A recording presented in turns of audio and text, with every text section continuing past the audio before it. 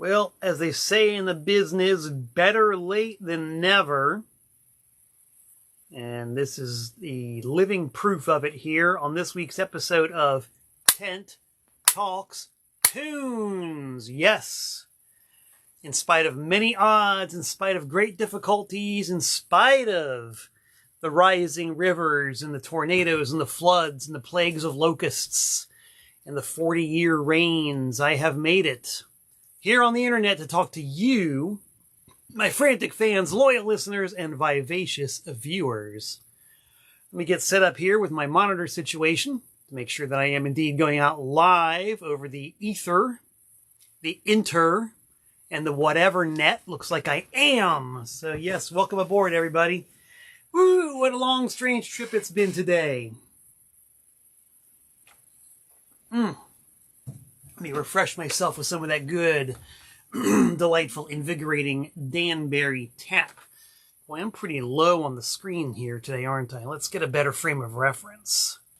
We're really going on the fly today. I ran out this morning to run errands, as I typically do on a day. And, the real world interfered with it being a short trip to run a few quick errands. It ended up being a long trip to run some very lengthy and time-consuming errands, much against my will, much against my desire. But hey, I got it all done. There's a big ripple effect. I have surfed the crest of the ripple, and now I'm here live for you, at you, with you, to you, and in conjunction with you. Welcome aboard. I see all kinds of people tuned in here. We got Nick Chasulo from the environs of approximately Philadelphia, Pennsylvania. Nick is the promoter of the devotional Devo Fan Fest. We got Tyson Markley, who is a devotee, a devotional stalwart with his band, the Fantastic Plastics. We got Mike Lesser from Vancouver, and Mike Lesser is a big fan of the Devoted album. I wasn't totally going to talk about that, but you know what? Since we got everybody on board, we got Tyson Markley, we got Nick Chasulo, and we got Mike Lesser from Vancouver talking about how great this album is. I'm going to reach over here real quick and grab one for you and talk about it just a little bit, just a little eensy-weensy, teensy, tiny bit. There, how's that for service? He got up, he left, and he came back. I have not gone 100% live on selling this yet because I've been having problem with my Discogs page. There's some kind of new rule, some kind of new law, some kind of new regulatory BS that requires I upload a lot of damn paperwork before I'm allowed to sell on Discogs again. And I uploaded said paperwork this afternoon. Still can't get access to my Discogs seller account. I can only assume that they are working on it, and that soon on Discogs I will have listed officially the Devoted LP and the Devoted compact disc. 50% of this consists of performances by Mr. Gerald V. Casale, bass player, lead vocalist, and co-founder of Devo. You will also find performances by David Kendrick, formerly of Sparks, Gleaming Spires, Bates Motel, Empire of Fun, Devo. He plays drums on a few tracks on this, and Bob Lewis, who co-founded Devo with Gerald V. Casale, made a very rare stage appearance to play with Jerry and some other fine folks. We got it all on vinyl, we got it on CD. It'll be going on my Discogs page as soon as I'm able to get to my Discogs page. 255 made on Robin's Egg blue vinyl, 200 made on good old compact disc. So don't get your underwear in a bunch. Stay tuned, stay calm, stay patient. Devoted will be available. Mike Lesser says it's great, and if he says it, you can believe it. Let's see who else is tuned in right here. Yeah, we got Sean Mosher, who also says it's a good album. Amy Lynn Myers is in from a wonderful south of the border. We got, I can't see what I got here. Now it's freezing up. Got Mr. Jonathan Foster tuned in. Glad to have all you guys here. Ooh, so what else is going on? Well, I made a wonderful trip up north to the Northern Kingdom in Vermont and New Hampshire. Made a rendezvous with my friend Tim Height. He's got a brand new band called Gagger. I am proud to wear their t-shirt. Tim is a veteran of several bands from way up there. The Ammonoosuc River Shuffle Band and Time Out Timmy being chief among them. I've played many great shows with Tim and his various bands. And I'm very happy to have met him again after a while. Got the Gagger cassette, too, which I have not heard yet, but I will be hearing soon. It is extremely pink, and no doubt it rocks pretty hard. And in one of those great bits of conceptual continuity, the bubblegum pink cassette comes with a Bazooka Joe comic. Those are the personal touches I like. So thank you, Tim. I'll be dropping this into my trusty cassette deck ASAP. It even has very helpful instructions. It says, play this side. No problem. I will not even try to play the other side. I won't even go near it. I'll only rewind it begrudgingly when I'm done with the first side. First and only side. What else do we got? Outsider Magazine. I'm giving these away for free once I have my mail order biz officially up and running on Discogs and eBay. I'll be packing these in with orders. It has an article written by me about the time I filmed Nirvana in New Haven, Connecticut at a small club the week that Nevermind came out. I think it's a rather entertaining article, if I do say so myself. Even if I hadn't written it, I would probably find it entertaining. And I would show it to you guys, but nobody wants to see. Oh, there it is. There it is. Article. I wrote it. And it's in the Hudson Valley's finest free punk rock mag. So if y'all order anything from me anytime soon, you'll get a free copy of Outsider with it. And let's talk a couple other cool things. While I was up there in New Hampshire, in this town of Littleton, I visited my good friend John Stroker's record store / art gallery. He's got an art gallery called Bad Art. And the art within definitely lives up to the name of the gallery, and I mean that in a good way. I mean that in a high complimentary fashion. And he also sells a lot of records. And I was very happy to pick up a record that I've been looking for a while. Let's see how many of you musical freaks out there know this one. James Pogo, I see you're tuned in. I know that you have an opinion on this one, and maybe Mike Lesser does too. The second album by Lothar and the Hand People. Yes, the Space Hymn album by Lothar and the Hand People. Do we have any people out there who love the Hand People? Can I see a hand for the Hand People? Can I see what the people say about Lothar and the Hand People? Who wants to give this album some love? Thumbs ups, hearts, minds, ears. Lend them to me if you guys dig Lothar and the Hand People. I haven't heard this record yet. I'm very excited to hear it. Their first album, let's see if I dragged that out for a little show and tell here.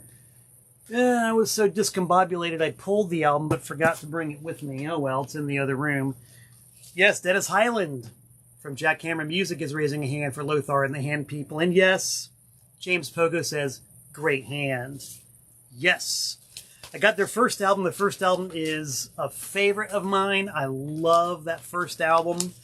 I've never heard the second album, so when I do get a chance to wrap my ears around it, it's going to be quite, hopefully, a treat. Definitely an experience, I'm sure of that. These guys are great. They're like from the late 60s. They're legit weird. They're sort of the precursor to a lot of bands like Sparks, Devo. I'm trying to think of other bands who are basically too smart and too good to ever succeed. You know, the humor was too subtle. The songwriting was a little bit too left of center. The IQs were a little bit too high. Like, these guys were never going to hit mainstream success. They did 2 albums on Capitol Records. Neither of them sold for jack. But they of course, did attain cult status with those who care about such things. There's actually a bootleg that came out on the Corny Phone label that's a sort of best of the first 2 Lothar and the Hand People albums. That's how highly regarded they were and how impossible to find their records were, and really kind of still are. That magic combination was enough to make the great corny phone bootleg label bootleg Lothar and the Hand People. So this is a legit one on Capitol. Their first album was on the Black Capitol Rainbow label. The second one is on the Green Target label.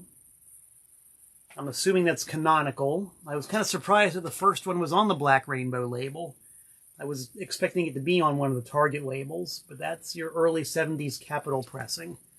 Very excited. Can't wait to hear my copy of Space Hymn by Lothar and the Hand People. Thank you, John Stroker at Bad Art / Mr. Puppy's Vinyl.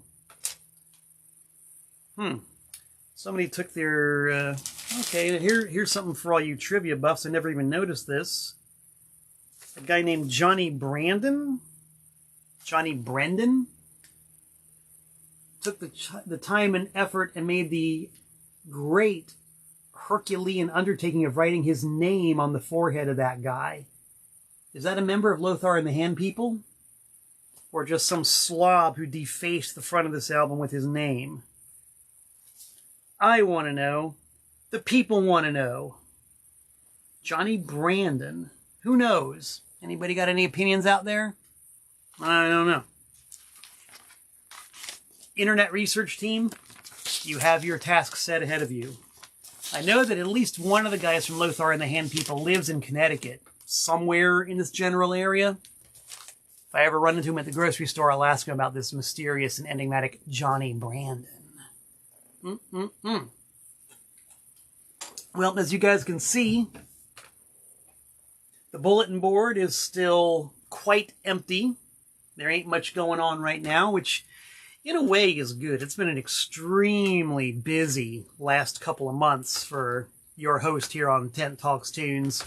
Between the devotional Devo fan gathering and the Antiseen 40th anniversary show and an Ultrabunny recording session I had last week in Brooklyn, and all of the attendant falderall that goes with it, releasing the Devoted album, releasing the Antiseen People's Choice album in conjunction with those events.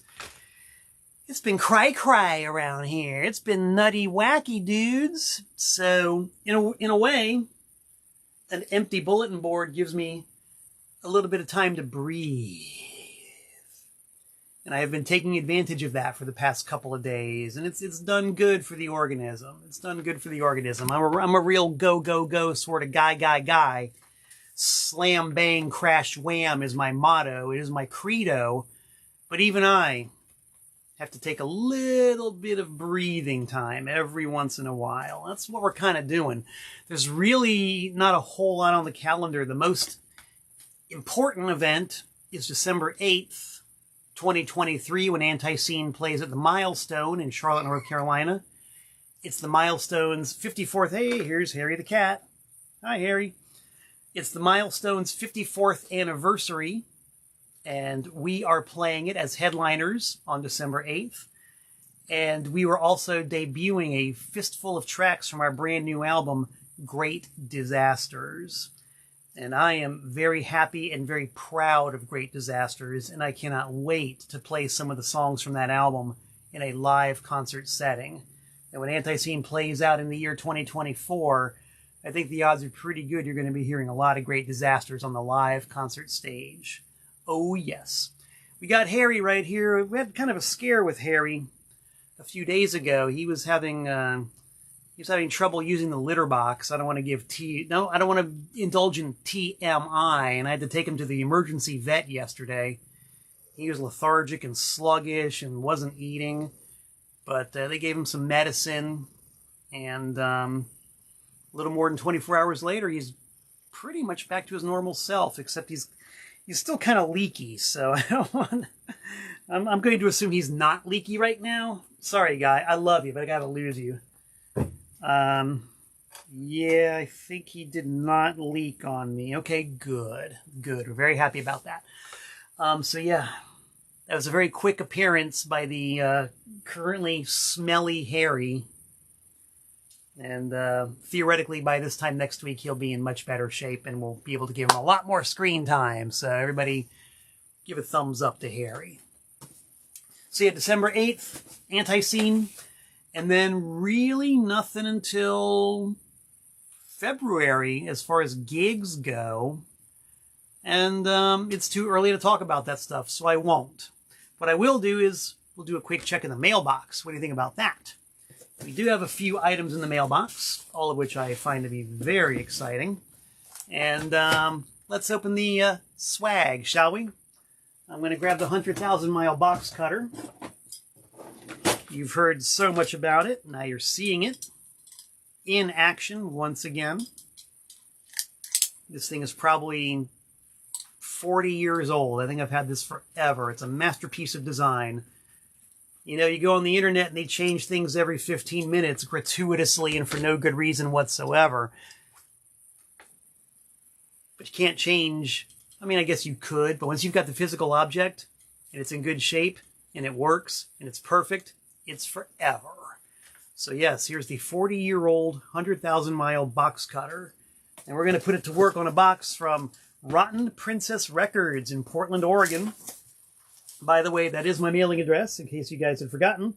Malcolm Tent, P.O. Box 3626, Newtown, Connecticut, 06470. Rotten Princess is a fine label. Used to be based in Grayling, Michigan. And Grayling is a very unlikely spot for pretty much anything. Grayling's like right up there in Michigan. Not as far as the dunes, but quite far away from everything else in Michigan. And there was, and I'm pretty sure still is, a really awesome record store skate shop called Trust Fall Records, run by my good pal Jim Jones. That's his real name.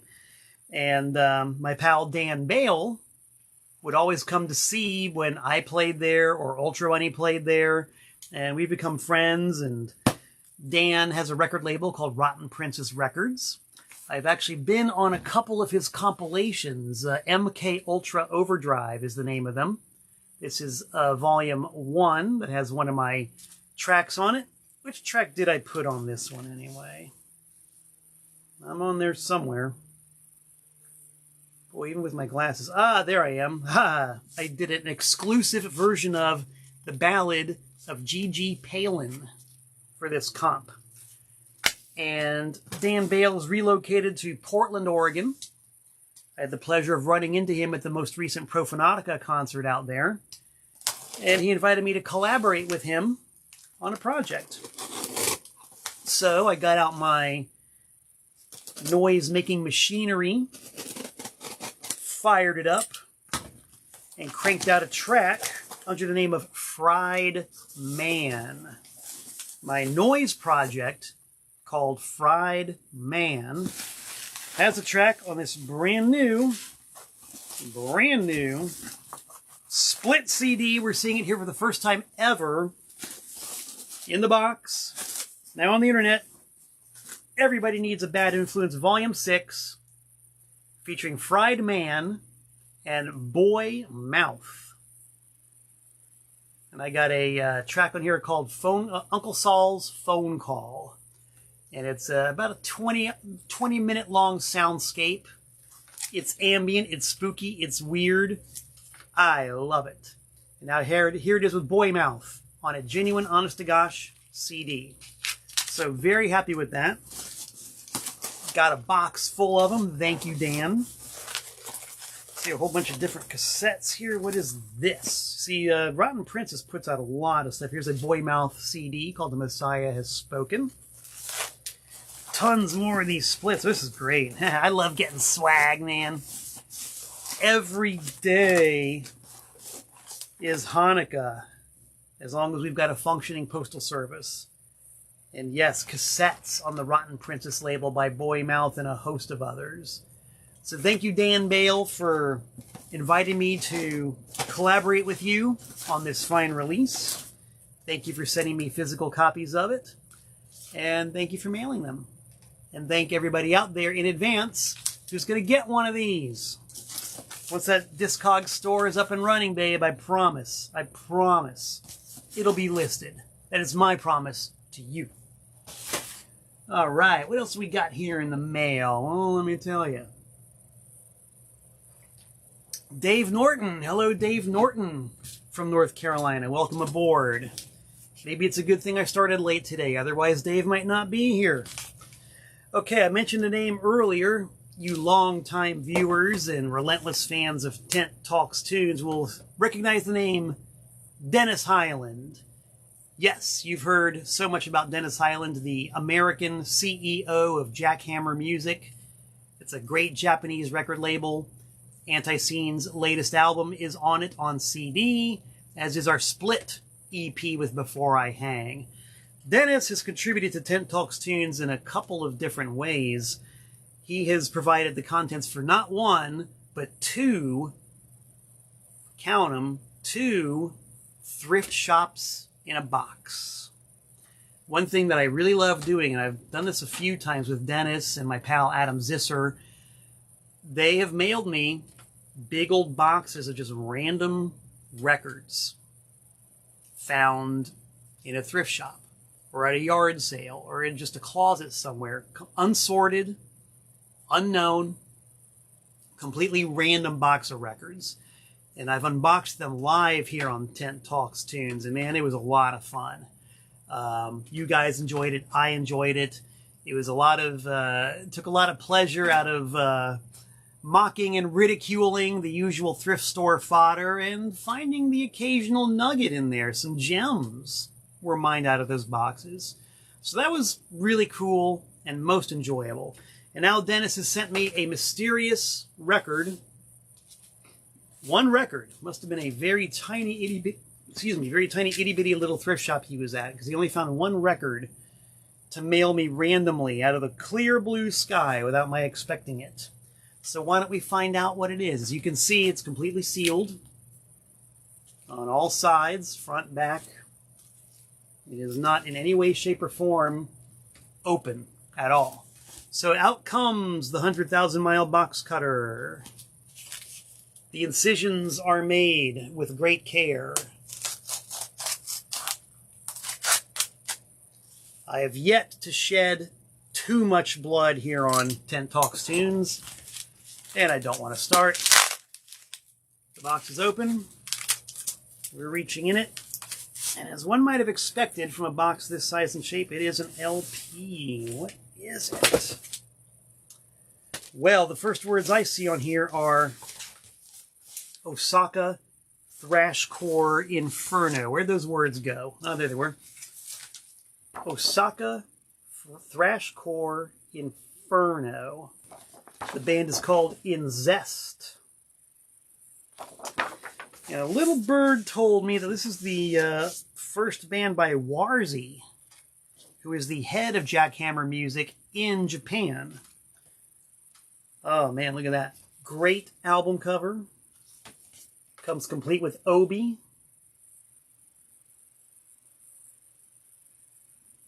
Contains their EP and their demo. A flexi-disc EP from 1987 and a demo tape from 1988.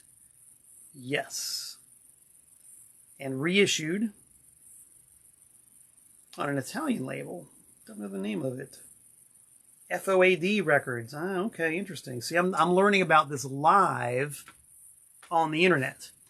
And if you guys are watching the rerun on my YouTube channel or on my Facebook page, now you know what it's like to be live with me here on Tent Talks Tunes. It is a non-stop thrill of discovery, a lot of head scratching and befuddlement. So there it is.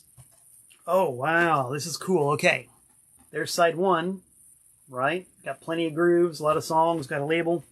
Side two, silk screen. Yeah, I like that.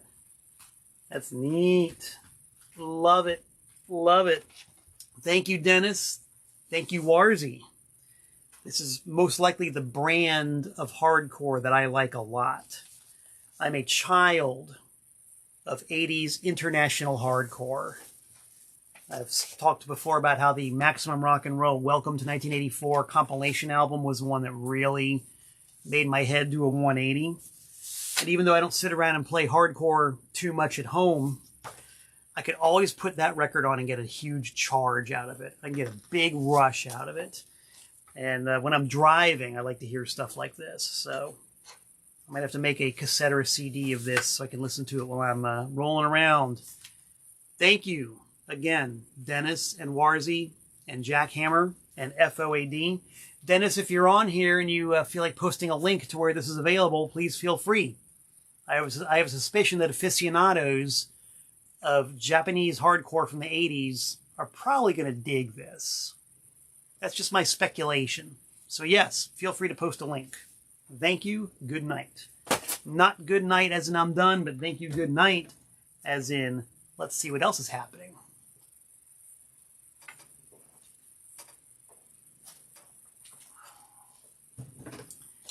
I was cruising eBay looking for something, and I'm sure you people will understand exactly what I'm talking about.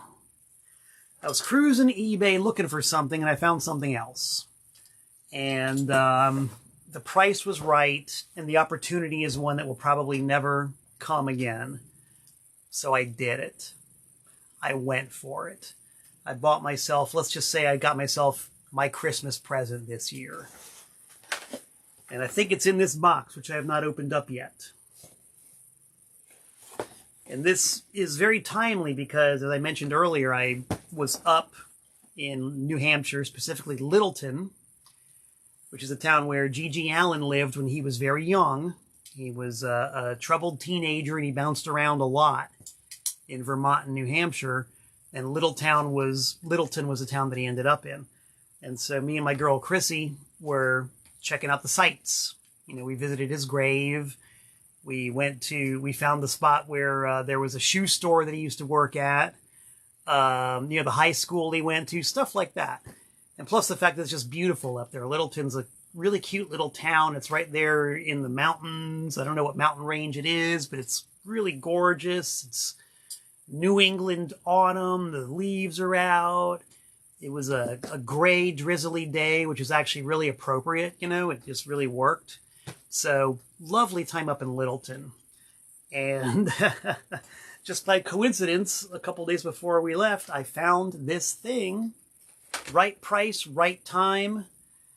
And I said, you know what? I'm a hard-working man. I deserve a break today. So I'm going to get myself a Christmas present right now. So, I'm going to open my Christmas present with all of you guys here on Tent Talks Tunes. How's that? Why wait? Let's do our thing immediately. The 100,000 mile box cutter comes into play again. Unless this has one of those zip open things. It apparently does not. Dave Norton says he's waiting. You won't have to wait too long here. We very carefully take the box cutter. We open the box. Dave Norton wants to know if it's Gigi's headstone. I guess we'll find out in a minute, won't we, Dave? We open the box. The contents come out. Very well packed, very well wrapped.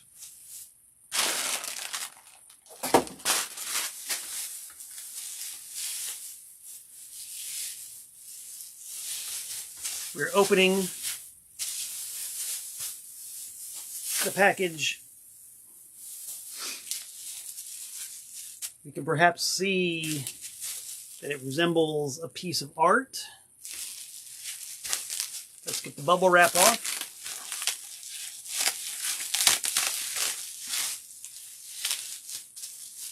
We're unwrapping it very slowly, very carefully.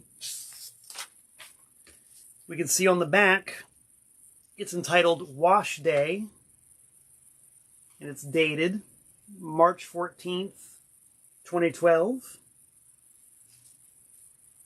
We can see that it is a painting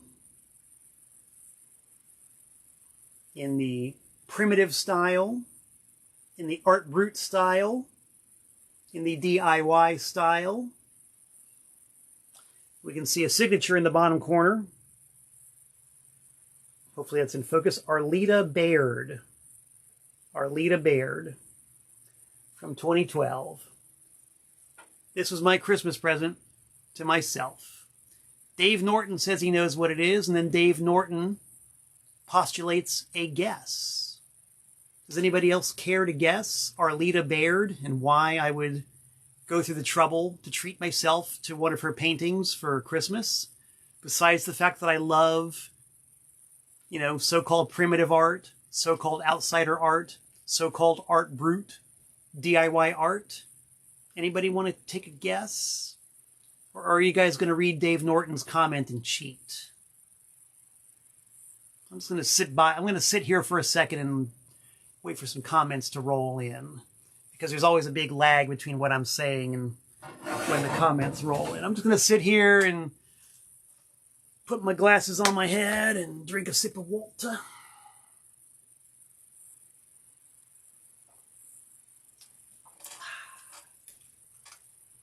Stare at the camera. Wait for some responses. All right, well, I'm a patient man, but not that patient.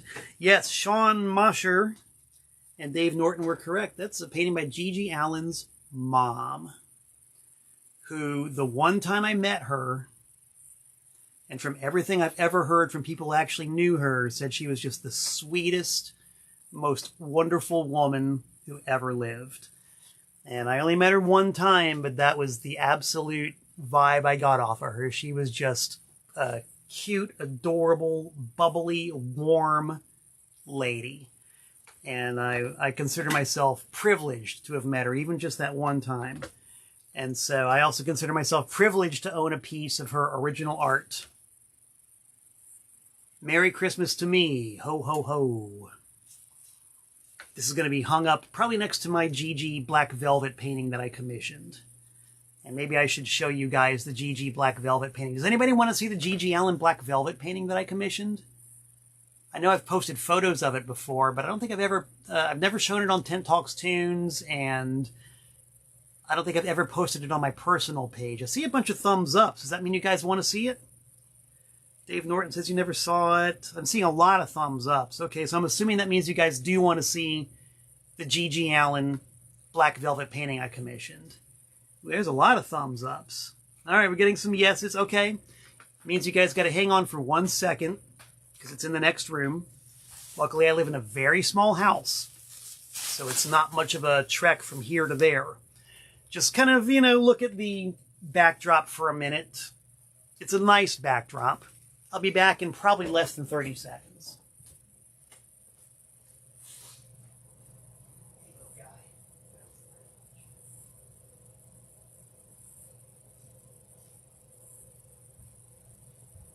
Hold on, I'm coming.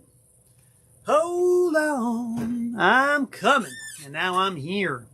Okay.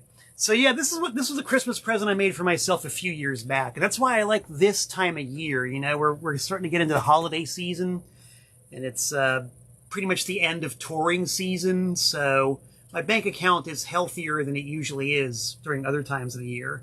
So I can get myself a Christmas present. And I did this a few years back. And this is something I'd wanted to do for a long time.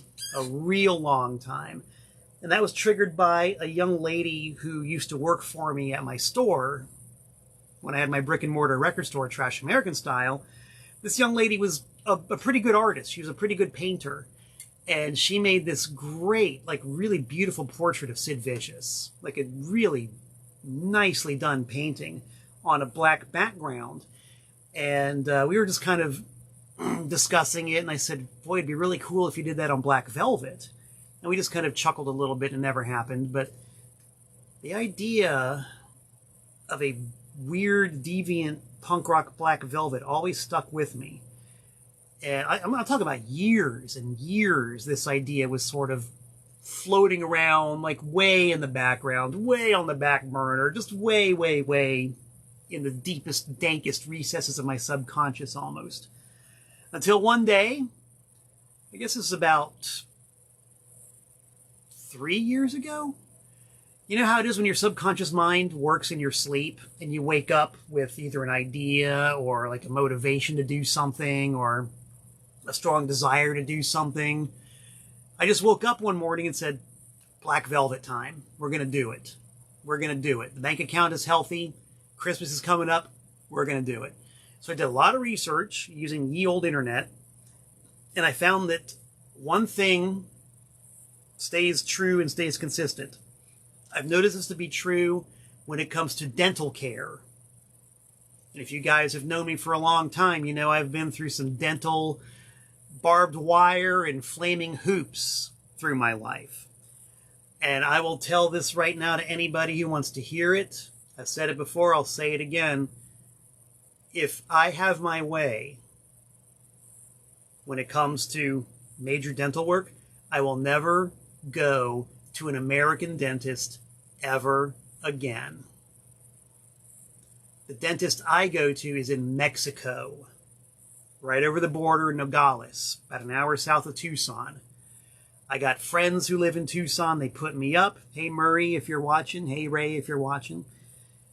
And I'm telling you guys, with airfare, and even if I had to pay for hotel or whatever, it would still run about half the cost of American dentistry to have it done in Mexico. And in my experience, the care was 15 times better than anything I've ever received in the US of A. Fact. Plain fact. And anybody, you know, wants to pick my brain about it, I'm happy to tell you. I love my Mexican orthodontic dentist. Totally did justice to me.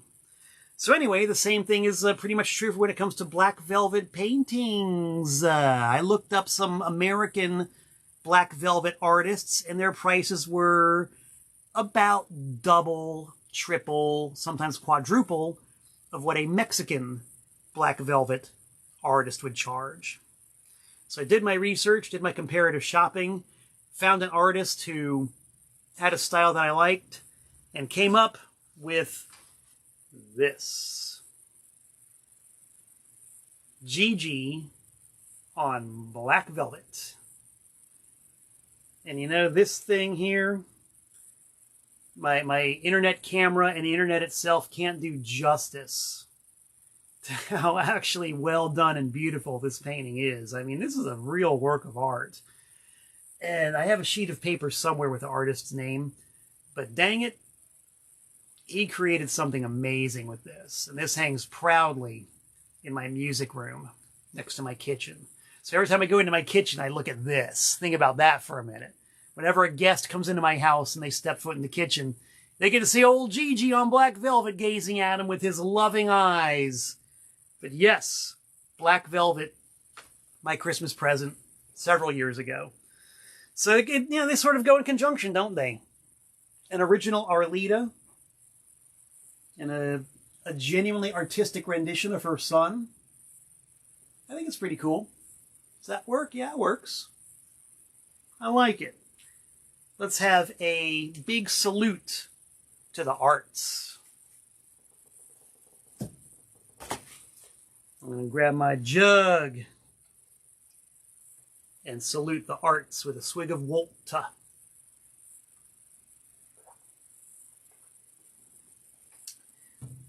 Yeah, a lot of good comments on that. Yeah, I don't know if they make frames. I mean, if I was to frame that Gigi, it would have to be one of the authentic Mexican wooden frames, for sure. And yes, I'm probably going to get Arlita properly framed. Not this year. I've already blown my nut for Christmas this year, but maybe next year I'll get a nice frame for Arlita or a shadow box or something like that. So I love art, man. I really do. Love art. So, backstory to this week's episode of Tent Talks Tunes is that on the way up to Littleton, I grabbed a big old stack of CDs. I know. The modern thing is to make a playlist or go on Spotify. I'm told that even YouTube is considered passé now when it comes to listening to music and putting together playlists. What can I tell you? I'm a Gen Xer. Technically, I'm a boomer, but I don't identify with the boomers. The boomers are my parents. I'm a Gen Xer. That's my thing. I grew up in the 80s, so I consider myself a Gen Xer. As a Gen Xer, I'm a total fossil I'm more than 3/4 of the way over the hill, and I still do weird, archaic things like grab CDs when I want to listen to stuff when I'm driving around. I can't help it. My car was made in 2013. It's got a CD player. Its giant technological innovation is an auxiliary input jack. So if I wanted to plug in like a cassette player or, you know, something like that, I can actually play it through my car stereo, which to me is it's pretty big news. You know, that's an incredible development. I could never do that before ever. But according to the youngins out there, to all the millennials and Gen Zers and Gen A minuses or whatever the hell they are, my technology is hopelessly outdated. You know what? So what? It still works. I'm still using it. It's like the good old 100,000-mile box cutter. There's no need to change it. It works just fine. It's perfectly designed. What am I going to do? Throw it away because they came out with one that's like a little more streamlined or is 2 ounces lighter? No. Not playing that game. My 2013 Caravan's got a CD player and I love it. So I grabbed a stack of CDs unrepentantly to listen to on the way to and from Littleton, New Hampshire. That's what I did. That's exactly what I did. CDs. And I made the listening very GG-centric because we were on this trip to, you know, sort of a kind of a GG pilgrimage. So I brought a whole bunch of stuff, you know, obviously some of his stuff, but also a lot of bands that he liked. And one of those groups I'm assuming that he liked was The Doors. Because The Doors had a bootleg LP called No Limits, No Laws. And that is a phrase that Gigi stole and used for himself. He stole a few things from bootleg LPs. There's a Bob Dylan bootleg LP called Troubled Troubadour. And Gigi stole that phrase. And there's also a bootleg LP by the B, that's the letter B, period, Toff, T-O-F-F, get it? B Toff Band. And Gigi took that as a pseudonym for at least one of his records. So, you know, the G-Man was obviously, apparently, an aficionado of bootleg LPs. And apparently, I'm going to guess, had this one by The Doors. Couldn't say for a dang fact, but, you know, what is life if you can't go through it assuming this, that, and the other? So, we'll play some Doors on the way up to Littleton. And I just grabbed a random Doors CD from my large collection of Doors live recordings. And I grabbed this one right here, The Doors, Seattle 1970. And fun fact, I've talked about this in the past about what an incredible music geek I am. On a lot of my boots and unreleased CDs, I have detailed notes about the recordings and the performances and all that. Mainly because I've got so darn many of these things, I don't want to risk listening to something that's no good. And my original notes on this Doors from Seattle said, Seattle Coliseum, June 5th, 1970, cited as one of the worst Doors shows in Greg Shaw's book. Stellar audience recording, passable performance, in my opinion. So I thought, okay, Greg Shaw. Greg, if you're out there, hello, I haven't talked to you in many years, but Greg, your book, The Doors on the Road, is one that I still read regularly. Greg said it was one of the worst Doors show ever made, one of the worst Doors shows ever played. But in my original notes, I said passable performance. So I thought, well, okay, how bad can it be? Oh, and by the way, Dave Norton, different Greg Shaw. There were two Greg Shaws, the Greg Shaw from Bomp Records, and this Greg Shaw who has written these comprehensive books about the Doors. Janis Joplin was another one.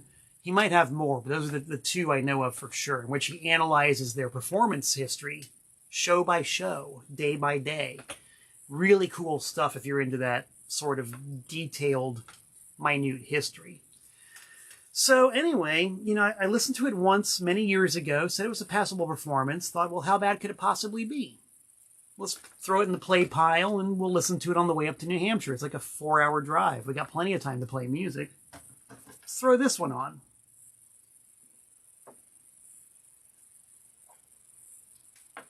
So, somewhere in Massachusetts, I popped it in there, hit the play button, and, you know, the first 3 songs are not bad. They're not bad at all. I mean, Jim Morrison sounds like he's either drunk or just doesn't care anymore and is just kind of phoning in the performance. But it's not horrible. The band is tight. The band is definitely doing well. They're playing great. And it is a fantastic recording. Whoever it was in the audience had real good mics and a real good machine and perfect placement in the room to get an awesome sounding live recording. So we're like 3 songs into it, and I'm like, this isn't bad at all. I mean, yeah, Morrison's not red hot, but so what? But then everything just goes, everything just falls apart. It's like 4th song in, Morrison just loses all interest. Just completely loses any and all interest. Sounds like he walked off the stage, even. And then the guitar amp blows up. And so you've got, like, I swear to God, a half hour of Ray Manzarek and John Densmore just jamming. You know, it's Ray Manzarek because he played keyboard bass on stage. They didn't use a bass guitar player on stage in the original Doors. So it's him playing bass lines, these repetitive, simple bass lines over and over and over on the keyboard, while John Densmore plays some kind of jazzy drums behind him, and he sort of riffs a little bit on the keyboard, and there's no guitar, no Jim Morrison, no nothing. And it goes on forever. And then finally Morrison comes back, and he's like slurring and stumbling and sounds bored out of his mind. And then the guitar sort of comes back, but not all the way. You know, it's like you can hear the guitar, but it's not the way it was on the first 3 songs. And it just kind of stumbles on like that forever. And this isn't, like, I have this one CD of it. Apparently, from what I read in his book, this isn't even the whole recording. The entire recording is something like 2 hours long. And oh my God, I don't want to ever hear that again. Even out of my morbid curiosity and my morbid fascination for when things go wrong, I heard it once. I don't have to hear it again. Greg Shaw, you were right. Truly one of the worst Doors performances ever. Captured on a beautiful sounding audience tape. Go figure. Go figure. So, anyway, I suffered through that. I actually did play the entire thing. And then I was going through the TPOS archives, since my web store is down and I've got this sort of free time. I was going through the archives to, you know, work on some other projects, and I came across a whole bunch of reel-to-reel tapes that I have, including one that I had almost kind of forgotten that I had. This is this one's a real little bit of a gem here. As you can see, it's a reel-to-reel tape. It's got a front. It's got a back. Can you guys read what's on the back there? Can you see that? In case you can't, I will edify you. Doors Live, October 17th, 1967. Wow, we just missed the anniversary of this one. October 11th. Okay, on one spot it says the 17th, on the other it says the 11th. Recorded October 11th, 1967, Danbury High School, Danbury, Connecticut. Well, what do you know? It's got the songs listed. The introduction by the principal, which is really funny. Completely uptight, stick up his butt school principal making the introduction. Moonlight Drive, Money, Break On Through, Backdoor Man, People Are Strange, Crystal Ship, The Snake, Light My Fire, and then a 20-minute version of the end. It says here, you have in your hand one of 2 tape-to-tape dubs of this concert. No need to wait for the movie. And then it's got a whole bunch of technical information.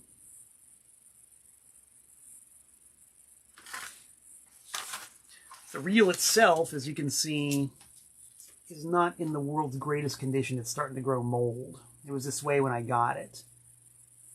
It hasn't gotten any worse, I'll say that much. Sean Mosher says his mom was at the show. Sean, I want to talk to your mom. I want to get her stories about it, her perspective on it. This was apparently recorded, the history that was told to me is that it was recorded by an English teacher at Danbury High School. And the guy had a reel-to-reel recorder and 2 mics. And he parked himself right up next to the stage and just aimed the mics at the stage and hit record. I guess you could do that in those days. Nobody really cared that much. And the only thing wrong with the recording, from what I'm told, is that the school teacher accidentally plugged the mics into the wrong input jacks. He used, instead of using, I'm just going to speculate here, instead of the regular microphone input jacks, he used an auxiliary input for the mics. And so the levels are a little too hot. There's a little bit of crunch during the loud parts of the recording. But it's still not bad. It's not bad at all. In fact, it's got a real nice stereo image. And it's just a really cool document of the Doors playing at a high school auditorium right after their first album had come out. And as they were just coming off a pivotal week-long residence in New York City at a venue called The Scene, which was what helped make their name on the East Coast. So they had played that residence, and they're red hot and on fire, and they booked straight on up to Danbury and played the high school auditorium. And so you're hearing what could be the Doors at an early peak. And the way I got this tape is an interesting story in its own right, which I will share for you once I've wet my whistle a little bit.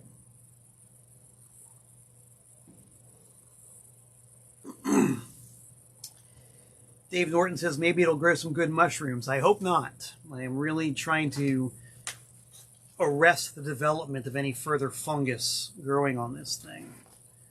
How did I get this tape? Interesting story. Maybe not even that interesting, but one of those great record store stories.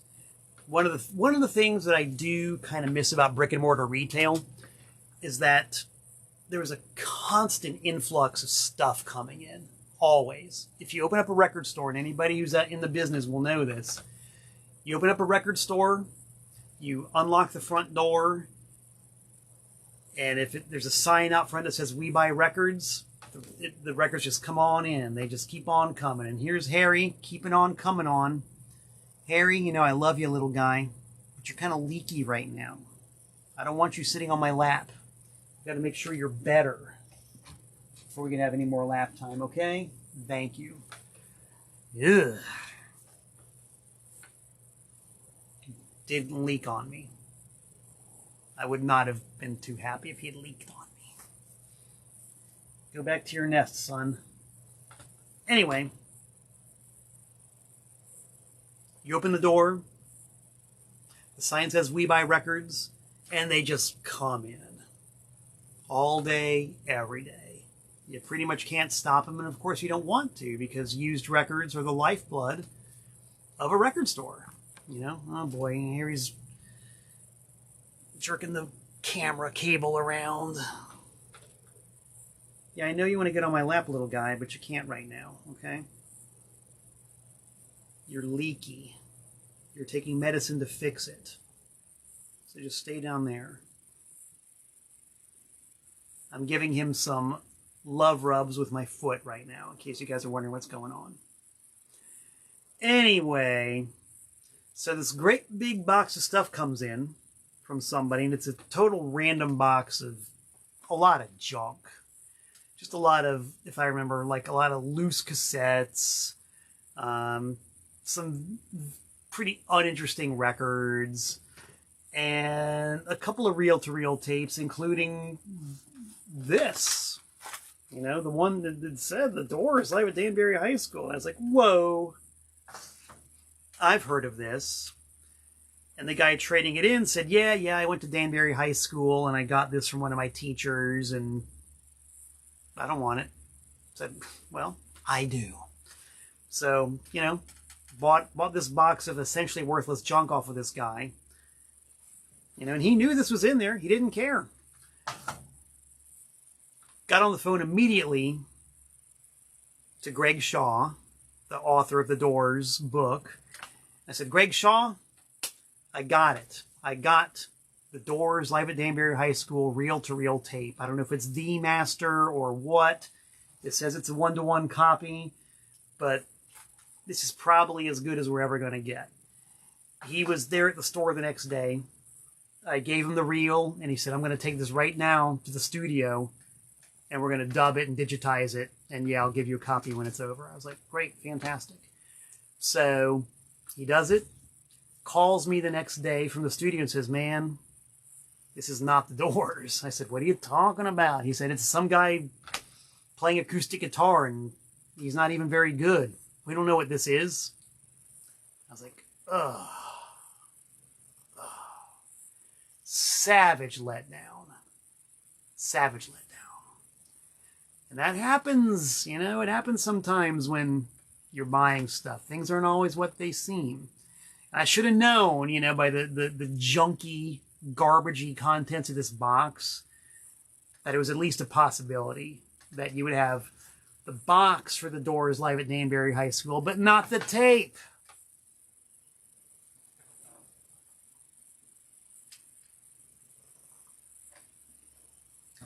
Fast forward X amount of time. I don't know how long it was, but some time elapses. The guy comes back with another box of junk. I didn't say anything about the Doors tape. It was not, this is one of those dudes who you just know it's a losing situation to try to engage with them. It's just pointless. So I didn't say anything, and I just wasn't going to say anything because I knew it wouldn't get me anywhere. He's got another box of junk, and I'm going through the junk, and okay, there's a couple of reels of tape in there. And I honestly wasn't even thinking, excuse me, about the Doors tape at this point. I just figured it was gone forever, you know, because it was such a slovenly bunch of stuff, and everything he brought in was so slovenly. Let me readjust my camera angle here.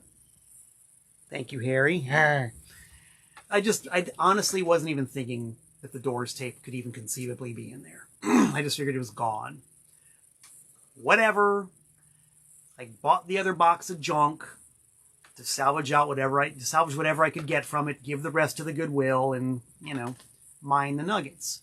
So I, you know, fished a couple of reels out and put them in a stack. And more time elapses. Because I didn't have a way to play reel-to-reel tapes, I should mention. I didn't have a reel-to-reel player. More time elapses. And after a while, someone trades in a reel-to-reel tape deck. Okay, Harry, come on, guy. The exquisitely bizarre camera movements you're seeing are courtesy of Harry the cat, who is all over the place down there. He can't get any lap, but he's going to be noticed one way or another. Shoo! So anyway, more time elapses.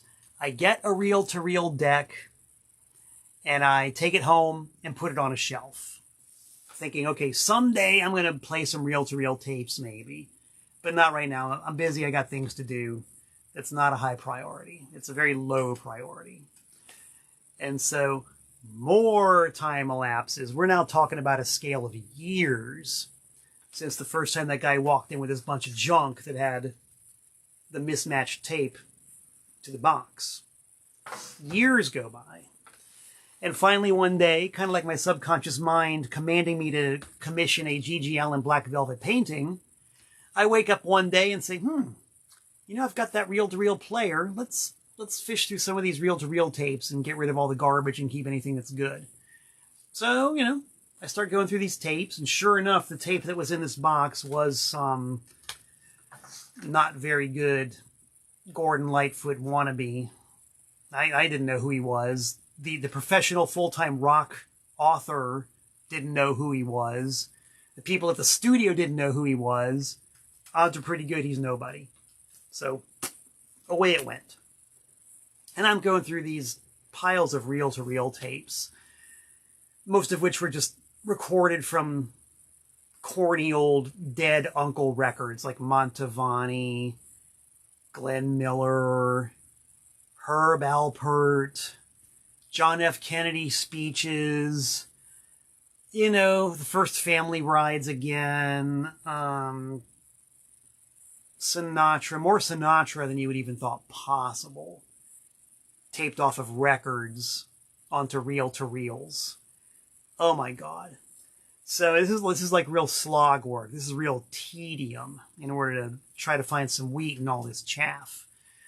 Thread up another tape, press the play button, and I hear the voice of the principal, the uptight high school principal, admonishing people to take their seats or the show won't go on. And all of a sudden, here it comes, the Doors. I was like, God damn. It does exist. It is here. It is safe. And it's not in such great shape, but here it is. I got it. It took all that time, but I was able to match the tape of the Doors to the box. Yay! So I called Greg Shaw again. I said, Greg, I got it for real this time. I got it for real. He said, okay, I'll be over tomorrow. Came over the next day, took the reel, took it down to the studio, made the transfer, and from what I understand, this was one, and it's pretty much what it says on the box, it's one generation removed from the master. And Greg, somehow, I guess being the rock author that he is, had already by then gotten a dub of the master itself. So this wasn't quite the holy grail we wanted it to be, but it's still a grail. It's still an authentic souvenir of the time that the Doors played Danbury High School. It was, according to the original owner and according to some of the notes on the back, which those of us who live in Danbury understand, it was made by the school teacher who recorded it originally, made a copy of it, and gave it to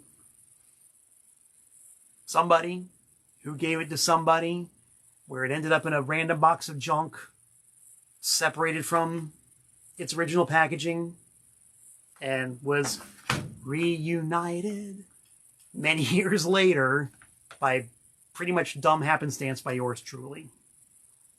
And that's it. The kind of long-winded Byzantine story of the Doors live at Danbury High School, reel-to-reel tape that I've had sitting on my shelf for the past 30 years or so. And I don't have any plans to part with it. I already got my Christmas present this year. I got the Mama Allin original painting, so I'm good for now. I'm good. Thank you. Thank you. Thank you. And thank you guys for tuning in, as a lot of you are prone to do every single week, for Tent Talks Tunes. As said before, I'm a busy guy. I got things to do. I'm going to toddle on off into the moonlight, and I'm going to do them. And I'll be doing them for the next 167 hours or so, which, if all goes well, and the planets align correctly, and we all take our vitamins and say our prayers, will be when we meet again. Until then, this is Malcolm Tent saying so long from the Nutmeg State.